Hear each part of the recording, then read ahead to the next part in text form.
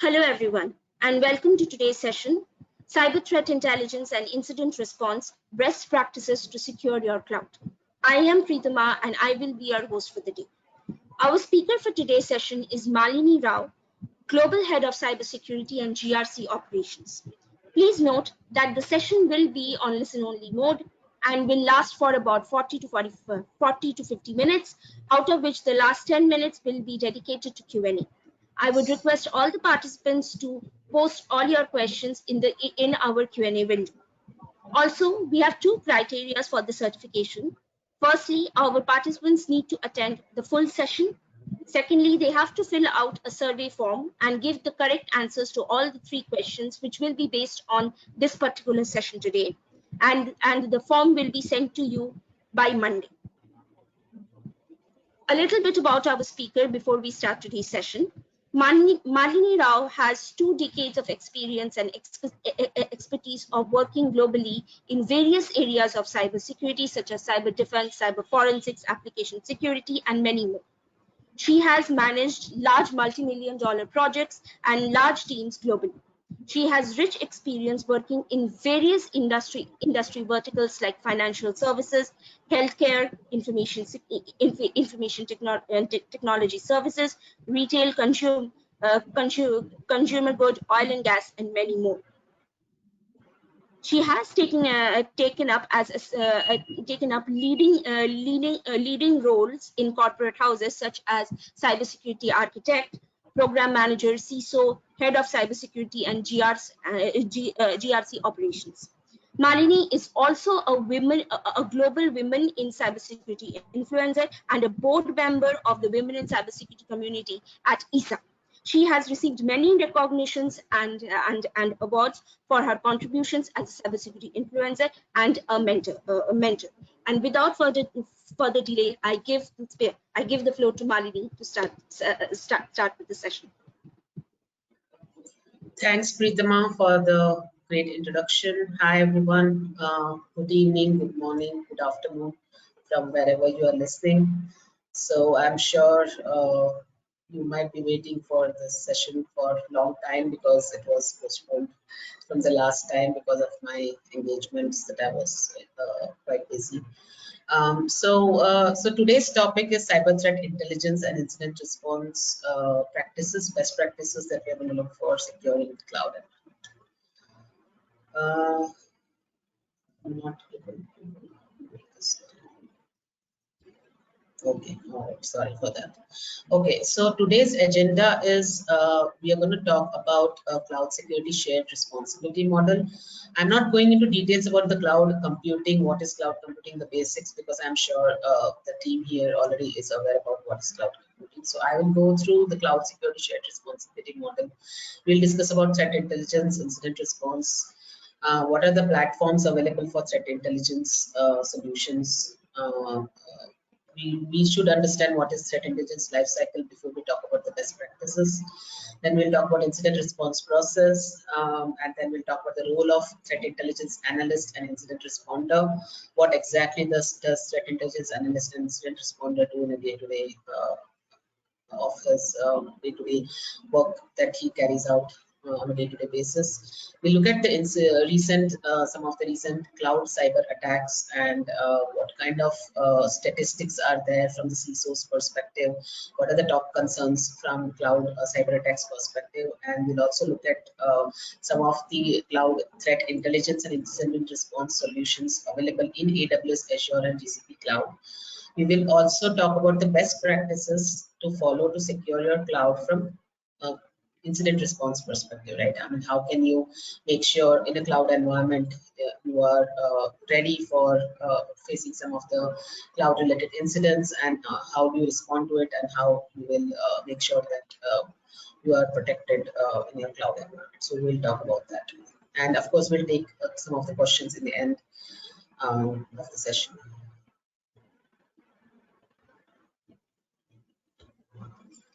Okay, now I'm sure some of you might already be aware about the cloud security shared responsibility model. This was released initially by Amazon, but now all the cloud service providers have created this for their environment, and they will share this. So the key point here that I want to say is cloud security is not just about the cloud service provider. It's not just about AWS, Azure, and Google Cloud that they are responsible for it. It's equally the consumer, like the user, is also responsible for the security of the cloud. So when we call it as security of the cloud, it is cloud service provider responsibility, and when you call about security in the cloud, it is the cloud consumer's responsibility to ensure the security in the cloud. So if you see here where the red color one is the customer's responsibility in the cloud. So for example, the customer data, right, the data itself within the environment of cloud that we are hosting the data on the cloud, customer is responsible for that. Now across the platform applications, identity access management, whether it is operating system, network, or firewall configuration, it's all the responsibility of the customer. But when it comes to the cloud service provider, they are responsible for the infrastructure. For example, AWS global infrastructure, they are responsible for ensuring the availability zones are available all the time, the regions are available. The compute, storage, database, and networking aspects for those regions and availability zones, they are responsible for that. They are responsible for the edge locations. So the gray part here, this is the responsibility of the cloud service provider, and the red color here, what we see, mainly the customer data and whatever data that you host on your cloud environment. Also the security, some of the security configurations that you do, like security groups, as well as some of the rules that you set up for the identity and access management within the cloud environment, that is the customer's responsibility or the user's responsibility. For example, here client-side data encryption and data integrity authentication mechanism, right? That is the responsibility of the customer. Server-side encryption, file system, and/or data, that is the responsibility of the customer. Network traffic protection, encryption, integrity, and identity. So those aspects is something which customer has to take care. So whenever you have your contract with your cloud service provider, you have to make sure that the roles and responsibilities are clearly defined, and the security responsibilities are also clearly defined, that who will take care of which part of the infrastructure, software, as well as platform part of it.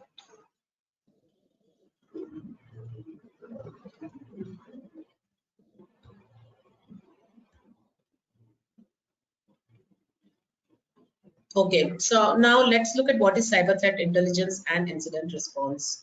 So when we talk about cyber threat intelligence, it is more about gathering the information from external as well as internal within the organization. So if you talk about Gartner, they have defined it as threat intelligence is evidence-based knowledge, including context, mechanism, indicators, implications, and action-oriented advice about an existing or emerging hazard to the assets. This intelligence can be used to inform decisions regarding the subject's response to that menace or hazard. So according to me, threat intelligence is the actionable data, right? So when you collect data from various areas within your organization, as well as you get the data from outside the organization, you need to make sure that that is actionable. You can come up to make sure that you are able to respond to a particular security incident, or you identify if there is any malicious activity going on within your organization. So threat intelligence helps identify compromised data, malicious activity, or indicators of compromise relating to the cyber incidents. So I would say cyber threat intelligence and incident response are complementary to each other, because while you are responding to an incident, you need to make use of cyber threat intelligence. So incident response is, of course, a methodology an organization uses to respond or manage a cyber attack, right? So whenever there is a cyber attack, if you don't have an incident response plan or a process in place, you will be in the last minute in a very bad shape, and it will be all over the dark web, and people will be aware about the data breach and how bad you manage the data breach once the cyber attack happens. So if you have a proper incident response in place and you have tested the incident response process before any cyber attacks hits you, definitely you will be in a better position than any other competitor or any other organizations who are not prepared. And definitely you will be able to protect your assets in a better way, even though there is a cyber attack. So for example, I mean, any organization may have a breach. They may be having a cyber attack, right? I mean, any organization, it is possible. So it's not that if you are a large organization or a small organization, you will not be subject to cyber attack. Even large organizations are subject to cyber attacks. So I would say, in having an incident response process in place, having an incident response plan in place, you are protecting yourself and you are protecting your company time, resources, and brand value. And more important is, whenever if we see there is a damage that happens due to cyber attack, the damage will be comparatively less, and you'll be able to recover very quickly compared to if you don't have an incident response process in place. And the investigation process will be much faster if you have tested it in past. So what are the top cyber threat intelligence platforms? So when we are talking about cyber threat intelligence, we gather the data, we collect the data from external as well as internal feeds, like I mentioned.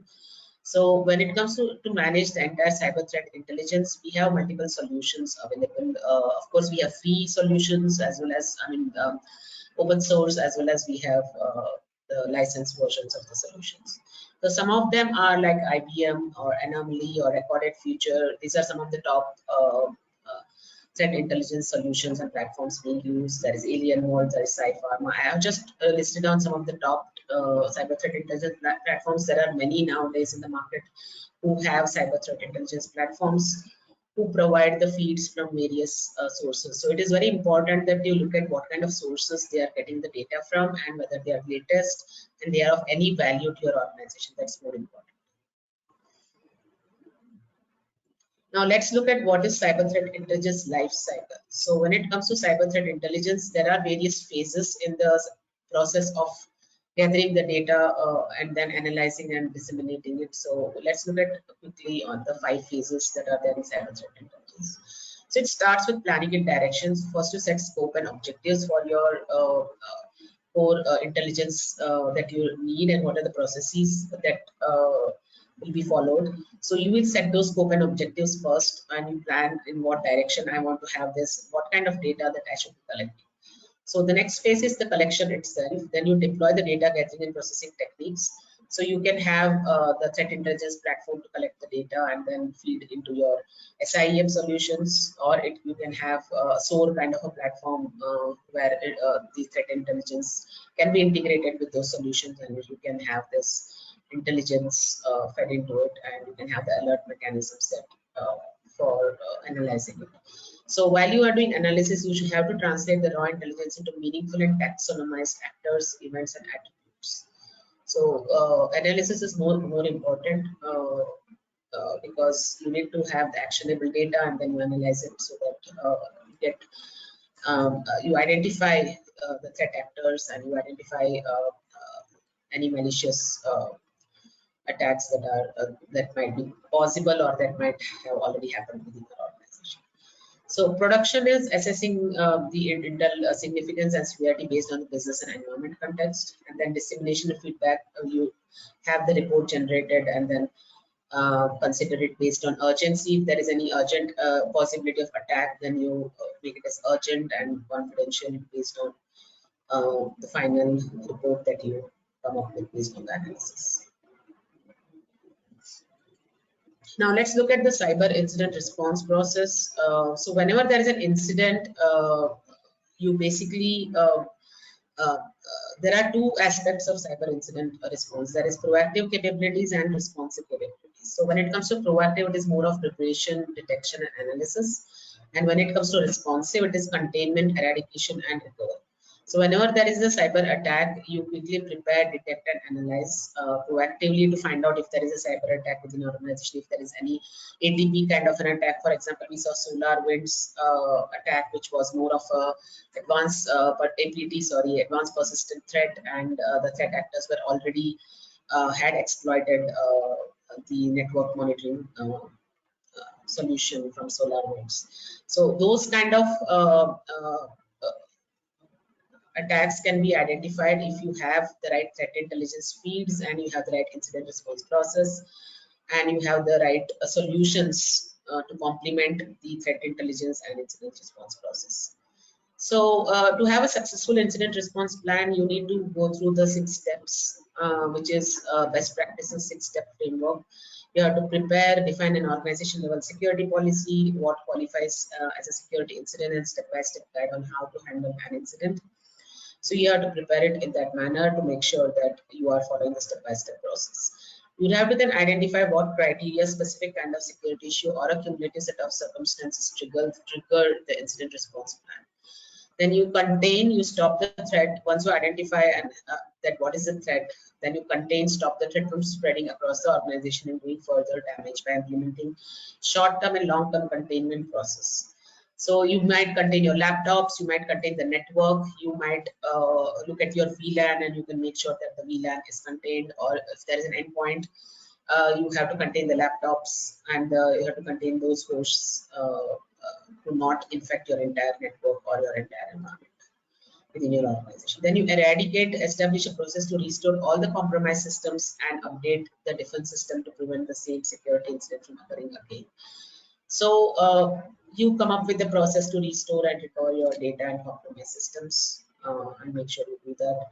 And then recovery is determining a strategy to bring all systems back into full production. So make sure that everybody is fully productive without any downtime.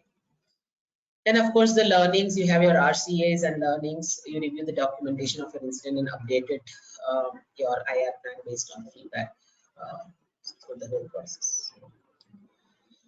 Now quickly, let's look at what is the role of a cyber threat intelligence analyst, because I'm sure there are some students and lateral people who want to move from IT to cyber security field, and they want to get into cyber threat intelligence. They might want to look at what the cyber threat intelligence analyst does. Of course, as you move into the ladder, you move from analyst to the higher cyber incident responder, and then you move to the higher levels of the roles within the organization. You can become the CCERT manager, and then of course the leadership levels, as you know. But this is the starting point. As a cyber threat intelligence analyst, you will be responsible to independently collect, analyze, and production of finished threat intelligence in support of cyber defense technology. The analyst is responsible for collecting information and conducting technical analysis to develop intelligence for the enterprise. Additionally, you have to maintain the awareness of the global threat landscape and review the complex technical threat data. So you need to have that research kind of mindset to keep an eye on what is the global threat landscape. You need to subscribe to a lot of threat intelligence feeds. You need to make sure that the key stakeholders are informed in the right manner after you perform the technical analysis. You will also need to regularly collaborate with the cyber defense teams, threat detection team, active defense, digital forensics team, and incident response teams, right? So that you are working as a team, and then in some of the organization there is a red team and blue team as well. So threat intelligence would come under blue team, and you have to work closely with red team while you are defending your organization from threats. So I would say as a threat intelligence analyst, you should know about the different types of threat intelligence. What kind of threat intelligence is strategic, operational threat intelligence, what kind of threat intelligence. Then you should have in-depth knowledge of numerous methodologies, tools, and platforms. So the platforms just now we discussed, it's good to have experience in those platforms. If not, then you can look at some of the open source platform available. You should know about the frameworks like OSINT and MITRE ATT&CK framework, where you have to know about tactics, techniques, and technologies. So MITRE ATT&CK framework is about some of the techniques that already the attacker is using, right? Some of the attackers, like the APT attack that happened on SolarWinds case, it was one of the Russian hackers. So those particular hackers, what kind of techniques they are using? I mean, most of the time they use similar techniques, similar or more or less similar techniques. So those are already defined in MITRE ATT&CK, and then you have to identify those threat actors, and then you have to make sure that you have your organization protected from those kind of techniques, tactics, and technologies that the attacker is using. And of course, you should also know how to gather the data from indicators of compromise. So indicator of compromise is how this attacker is going to compromise your system.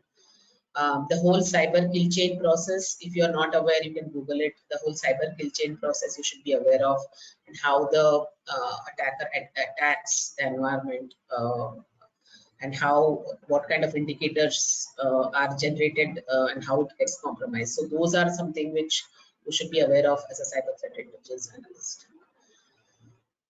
You should also know about the numerous data collection and acquisition techniques, like I mentioned, the OSINT tools, DNS interrogation, and some of those.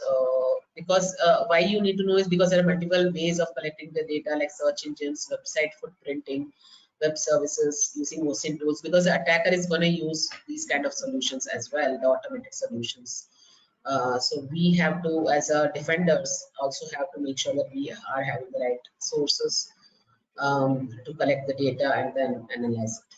We should also know a variety of data analysis approaches, like the analysis of computing hypothesis, threat modeling is very important, fine-tuning the threat analysis, creating runbooks and knowledge bases, and you should also know about some of the statistical data analysis. Nowadays, you should also know about the machine learning techniques for data analysis as well.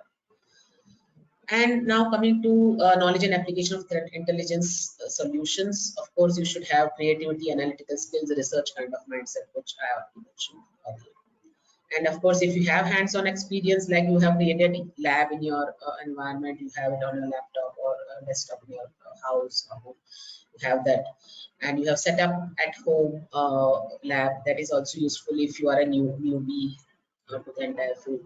There are, of course, experienced professionals also who have set up the lab at home, and then they practice, keep practicing different types of attacks in their environment, not on some other organizations, within their environment. With the disclaimer, I'm mentioning that. So to just make sure that we are white hat professionals and not black hat. Now, role of cyber incident responder, right? We talked about cyber threat intelligence, and now we are looking at cyber incident responder. So incident responder is like a police officer, because he's always in a firefighting mode, right? So you're trying to protect and prevent major threats and attacks from happening. If needed, you have to apply those changes, and so that they don't occur again. So you are more like a police officer or firefighter. You have to recognize any errors or possible vulnerabilities in your network or system. You have to develop a system of procedure on how you are going to handle emergency, like, right? For example, if there is a incident which is very high critical incident, right? So you need to have procedures in place so that you don't run around when that incident happens. You just don't run around. Where is the run book? What is the process I'm going to follow?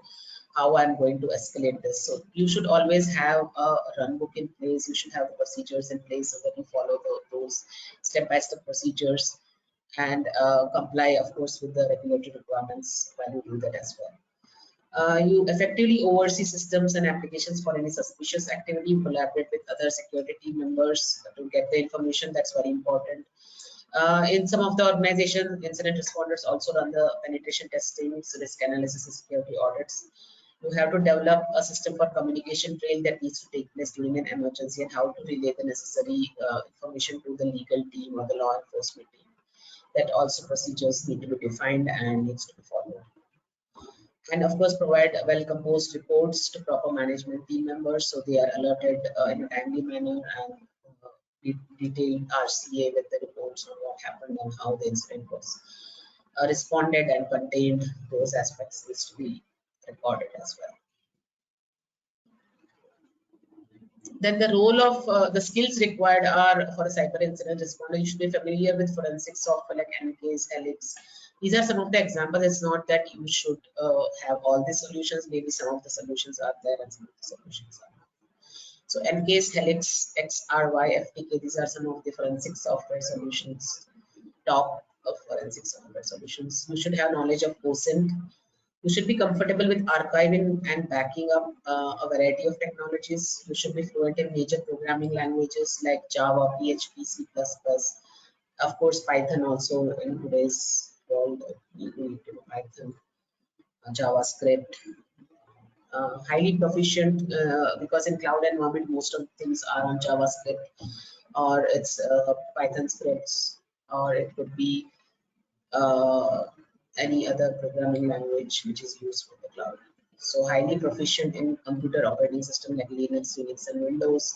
Basic understanding of internet-based application security. You should be quick thinking and confident in making decisions in high-pressure situations, because incident responders, like I said, are firefighters and police officers. So they need to work in high-pressure environment. They are willing to adapt to emergency situations. They are great in problem solving, logical and rational thinker, and they are of course good in good.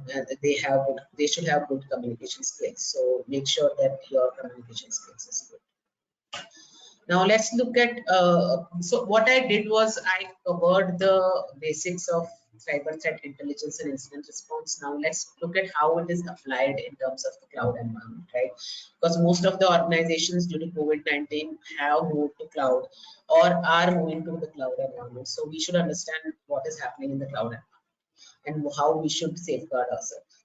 So some of the cloud cyber attacks and major cloud threats in 2021. I would say the recent ones, of course, it was in 2019 to 2020. Some of them are in 2021 as well. Capital One Bank, which is a famous cyber attack which happened due to one of the AWS employee having access to the Capital One Bank environment, used that platform to hack the Capital One Bank. Because of some of the misconfigurations, was able to get that access. Dropbox also similarly misconfiguration. Uber is also misconfiguration. S3 buckets were misconfigured. More or less, I would say the cloud breach happens due to the data breach happens in the cloud environment is due to the misconfigurations, or it is due to some of the cyber hygiene, the password sharing kind of thing, or the privileged access is exposed, right? I mean, you don't manage the privileged access in the right manner. So that's the reason the cyber attack happens in the cloud environment. So there is a recent survey that was done in 2020-2021 by a survey company called Armatic, where nearly 80% of the businesses have experienced at least one cloud data breach. And the 300 CISOs that were surveyed, they said security misconfiguration is the highest threat in the cloud environment. Lack of adequate visibility into the access settings and activities is also on the top. Identity and access management and permission errors is one of the another major cloud threat. Additionally, there were findings, top priorities for cloud security for compliance monitoring, authorization management, and security configuration management groups. Top priorities for cloud access are maintaining confidentiality of sensitive data, compliance, and providing the right level of access. And some of the top cloud security concerns are data loss. Some of the top concerns: there is no right incident response process in place, data confidentiality, accidental exposure of credentials, and of course regulatory compliance. And data sovereignty is something of top concern to the CISOs. Now, what are the solutions available in AWS, Azure, and GCP cloud when it comes to threat intelligence and incident response? So AWS has a very good documentation on AWS threat intelligence and incident response. The links I have put it here. Now, when it comes to threat intelligence, AWS has something called as VPC flow logs, virtual private cloud flow logs, and DNS logs, which you can have them sent to CloudTrail and to the S3 buckets. From CloudTrail, it goes to the S3 buckets. And there is something called as Amazon Cloud Guard Duty, which is a threat intelligence and detection solution. Amazon Guard Duty is managed threat detection service that continuously monitors for malicious and unauthorized behavior to help you protect an AWS accounts and workloads. It monitors many log types that Amazon Guard Duty analyzes, like the VPC flow logs, CloudTrail, and DNS logs. So Guard Duty will have all these logs sent in, and it will actually give the analyze those logs and then give you the some of the threats that might already existing within your environment. And there are solutions like Amazon Macy for S3 buckets. It is mainly for S3 bucket, and Amazon Inspector provides detection capabilities. Amazon Detective assists with investigation, including tracking and gathering the information. So all this is available. I have seen most of the organization, they are not even aware these are available. And some of the organization, of course, they use it full-fledged. And there are of course third-party solutions also that you can integrate with. If you are not using third-party, you can very well use some of the out-of-the-box solutions available, but you need to customize it based on your environment. Then coming to Azure, of course, you have security logs, application logs that can be sent to Azure Sentinel. Azure Sentinel is a SIEM solution that is available from Azure, and you can integrate all your logs to Azure Sentinel and have the intelligence and incident response within that. And then there is Azure Security Center, where you have all your compliances and alerts set up. Then Azure Threat Defender is one of the solution available within the Security Center now. You have Azure dashboards and workbooks where you can have all these reports nicely configured and have mix and match of different workbooks and dashboards there. Application insights give you the insights about the application level logs and application level what is happening at the application layer. And then Azure Monitor is for the overall infrastructure monitoring of Azure. So these are some of the documents available for Microsoft from Microsoft Azure environment. So you can go to these links. There is also one of the document from Cloud Security Alliance on incident response in Azure, which is really now coming to the Google Cloud logs, right? So Google Cloud environment, right? In Google Cloud, you can have the Google Cloud logs, which are sent to Google Cloud Security Command Center. So Google has a very good solution of Google Cloud Security Command Center, where you can have complete overview of your security environment, which is also can be used as an incident response solution. And you have Google Chronicle, which is an SIEM solution similar to Azure Sentinel. And you have VPC service controls, which is specifically for virtual private clouds that you can set up. And of course, there are documents available. So I would say just subscribe to AWS security best practices, subscribe to Azure's and Google's if you are using all the three, of course, and then you will keep getting updates on whatever new things happening. And of course, these are some of the really good solutions available as a cloud native solutions which you can use it. So right now I'm talking about best practices to secure your cloud more from the incident response perspective. Of course, there are best practices you need to follow, like the multi-factor authentication, identity access management, have your cloud group set up properly, have your data at rest and data in transit, have your AWS keys or Azure keys, don't share them and keep rotating the keys. All those best practices, it's already there in the AWS Azure Google environment. You can go to AWS and find out the best practices, and there is security architecture framework also, which all those are available. But what I'm talking about here is how do you prepare for cloud related incident, because this session we are talking more on the threat intelligence and incident response. So I would say you need to prepare for a possible cloud related incident. You need to make sure that you include in your cloud security strategy proactive simulation. So you should do a tabletop exercise or use cyber range kind of a solution where you allow your organization to practice playbook completely from end to end and identify gaps in your environment. So that is very important in cloud.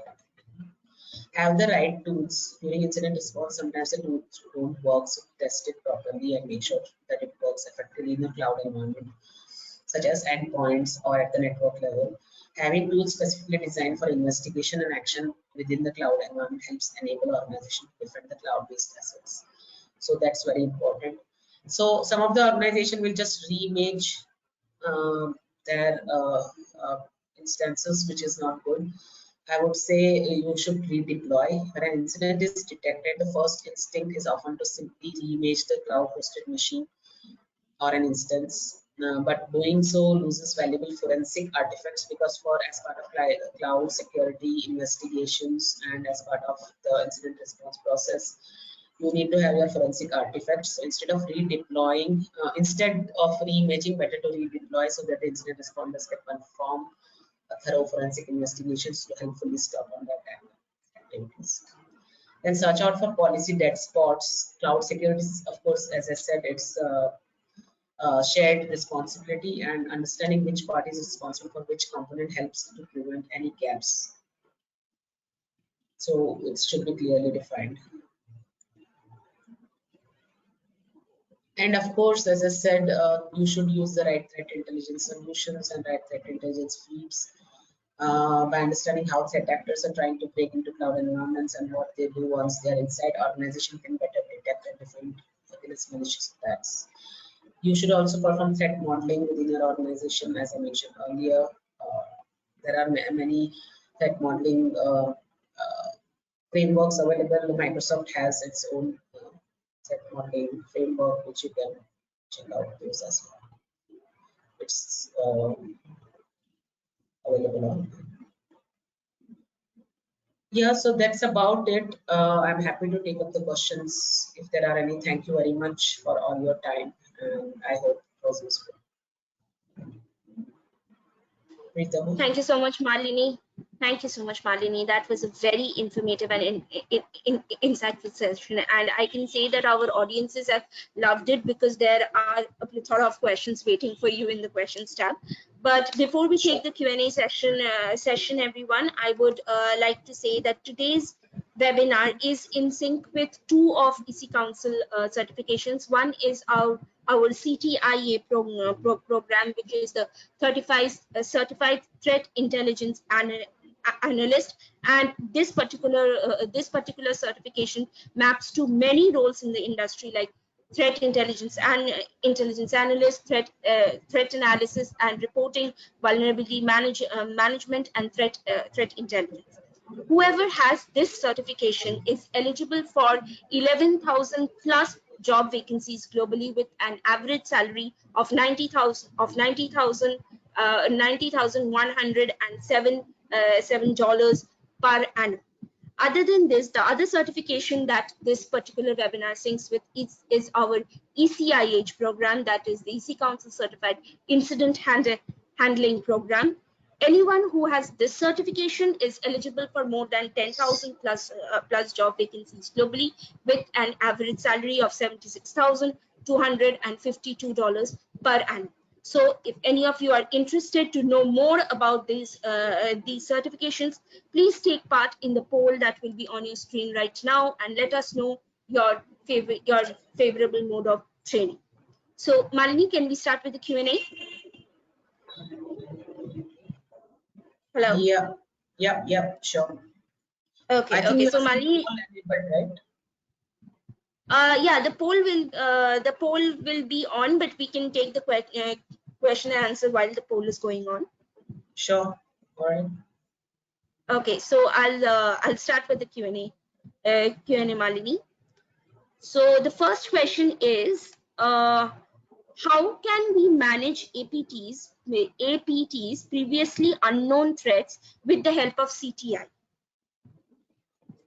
Yeah, so that's a good question. I would say APTs, as I mentioned, right, the MITRE ATT&CK framework.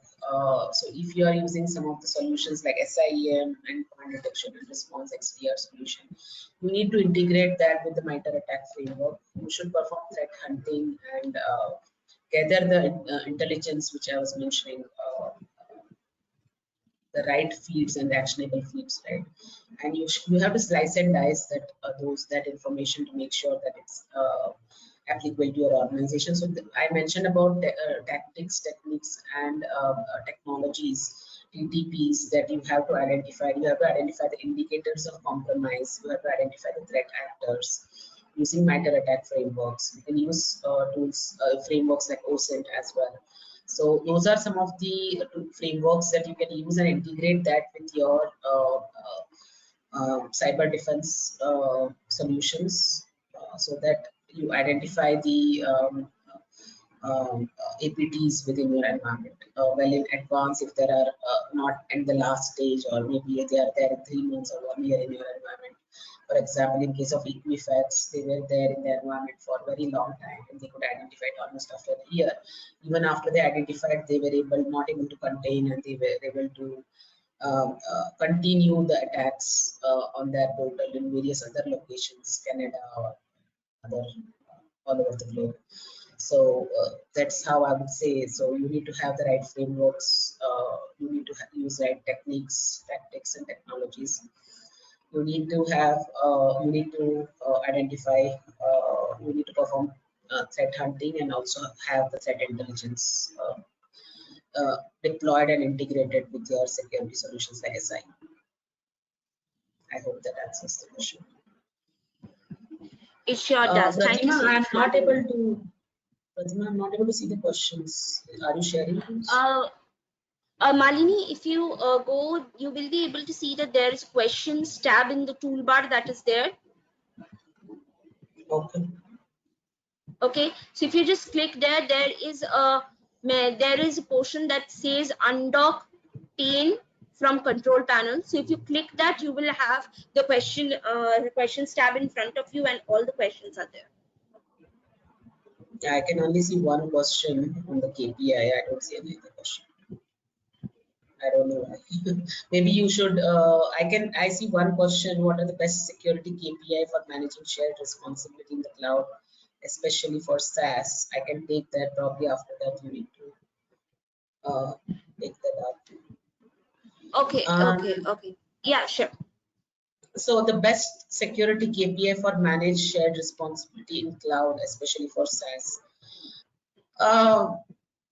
As I said, right, I mean, for SaaS, most of it is managed by the cloud service provider, but however, the data is the responsibility of the cloud consumer. So I would say the data protection is something which you need to look at, and complementing the data protection, your data security and data protection. You should have additionally, you should have the SLAs with the SaaS provider. You should make sure that the roles and responsibilities are clearly defined, and you should have the visibility into your data. So that is something which you should have in place when it comes to SaaS, because if your data is lost, it's completely you are having no control over it. So make sure that you have the control and visibility for your data within your cloud environment, that you should make sure it's there in the contract with your SaaS service provider. Please go ahead. Thanks, sir. Thank you so much, Malini. Malini, the next question is, what is the best approach to tackle zero-day exploits in cloud as threat intelligence analyst and an incident responder? So 0-day is something where the patch is not available, but I would say if you have the right incident response process in place, and if you have the patch management done on a regular basis, you should have yourself protected. But in some scenarios, the patch is not available, but there are nowadays organizations using self-healing mechanisms, self-healing solutions. For example, at the application layer, right, you have RASP kind of a solution, which is a self-protection solution for your application layer, for your application security layer. So those kind of self-healing mechanism, there is also at the infrastructure layer self-healing mechanism which can be used to make sure that for the zero-day attacks you are ready for that. But I would say when there is threat intelligence available for you in kind of a zero-day attack, it really helps, because you get the intelligence of how the other organizations are patching the solution, what kind of immediate patches are available for a zero-day attack. Those kind of information you get when you have a threat intelligence kind of solution. You have subscribed to the threat intelligence, whether it is from your existing tool provider like Symantec or for example or any other tool providers you have subscribed. You get the threat intelligence and the patch updates regularly. But as I said, if you have the right incident response in place, you should be able to contain when there is such kind of zero-day attacks. But as I said, there are solutions now available which can have immediate patch deployed, such as RASP solution. Thank you, Malini. Malini, the next question is from Darshan, and he's asking what kind of impact personal data protection bill can bring on IAM utilizing CTI? Sorry, can you repeat that question? what kind of impact personal data protection bill can bring on IAM utilizing CTI? Okay, I'm not very clear on what exactly Darshan is trying to ask because it's a bit confusing. But if what I understand from the question is more on the identity and access management, the personal data protection bill that is there, which I am assuming that it's for the India's personal data protection. He's talking about, or for matter any country, right? Personal data protection, whether it's Singapore or US for any for that matter. So I would say from that perspective, you need to make sure your identity and access management, it's one of the best practices. As I said, I have not discussed the cloud security best practices. For that, enough and more material is available. It's also available on my website. If you want, you can have a look at my website. It's there as well. But talking about identity and access management, right? So from you need to make sure that the access controls are controlled, the privileged access management is maintained. There are solutions like CyberArk or for any other matter. If you're not even using that, you should have the administrator's account managed properly. Additionally, I would say the identity and access management within the cloud environment itself, like AWS, Azure, or Google Cloud, they have identity and access management. You can define the roles, responsibilities. You can have the users groups and roles defined. You have the RBAC kind of a model, role-based access control model within IAM. So as a CTI, you should make sure that there is no unauthorized access given to you should make sure that the unauthorized access is not given to any of the employee within the organization. That's something which you should keep an eye on. Thank you, Malini. Malini, the next question is by Arjun, and he's asking, machine learning attacks are evident and research on them is still novice. How do you suggest importing machine learning, as machine learning needs data which is sensitive, resources and experts, and above all, bring in diverse risks?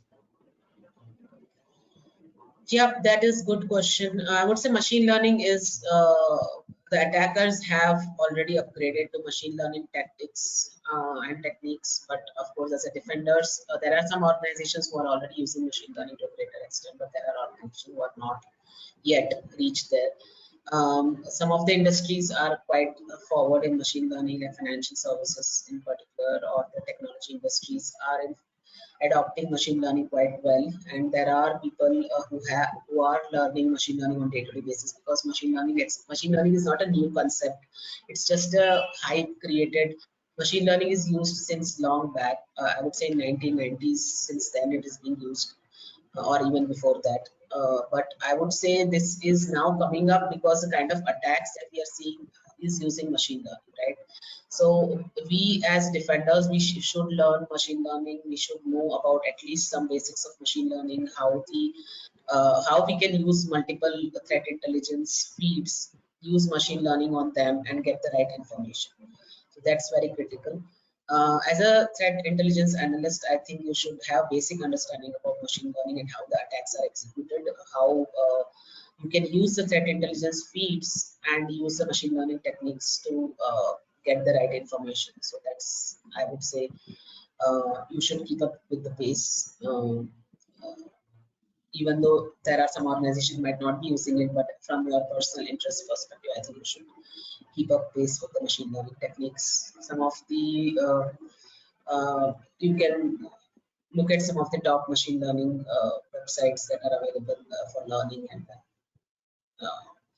look at those options available there. Thank you, Malini. Malini, the next question is by Ian. He's asking, the threat intelligence tools provided by cloud providers have a lot of restrictions which does not provide complete visibility. Any solution that you are aware of that can bridge these gaps? So there is no one solution fits all kind of the thing that Ian is thinking of. As a security professional, I hope and I wish that people are aware that there is no such one size fits all t-shirt kind of a tool that is available that will say that, okay, fine, this particular solution fits for this organization. So it is a mix and match, right? So when it comes to threat intelligence feeds, so it's threat intelligence not only about feeds, it's about also about monitoring and then making sure that you are using the data in the right manner. So I would say you need to have a subscription to multiple feeds, but you should identify, as I was saying, right, there is a process for planning. So during the planning phase, you identify which feeds are applicable to you. So it might be applicable for 1 year or 2 years, but the next third year it is not applicable anymore for you and not useful for you. So you need to switch gears and you need to subscribe to the new threat intelligence feeds as well. So you can't be just relying on one feed. I already gave you the threat intelligence platform list there.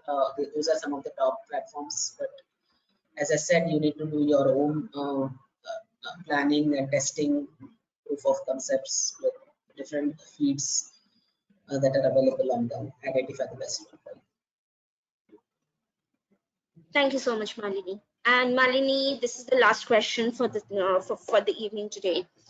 What are the important factors that should be monitored as an incident handler related to Azure Security Alert?